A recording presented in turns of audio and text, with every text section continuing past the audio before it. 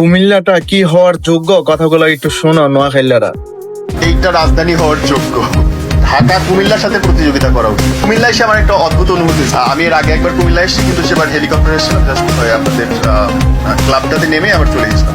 কিন্তু এবার আমি ঢোকার সুযোগ পাইছি কুমিল্লার ভেতরে, এবং আমার কাছে মনে হয়েছে যে আমি মনে হয় মতিঝিলের কোনো একটা জায়গায়, সে এত উন্নত, এত বড় বড় বিল্ডিং, মানুষগুলোর আচরণ এত ভালো, এবং আমার কাছে লাগছে সামহাও এইটা রাজধানী হওয়ার যোগ্য, এবং এটা বাণিজ্যিক রাজধানী হওয়ার জন্য। আর কুমিল্লা অ্যাকচুয়ালি এটা মানে ঢাকা কুমিল্লার সাথে প্রতিযোগিতা করা উচিত। ব্যাপারটা আসলে সেরকম হয়ে দাঁড়াচ্ছে।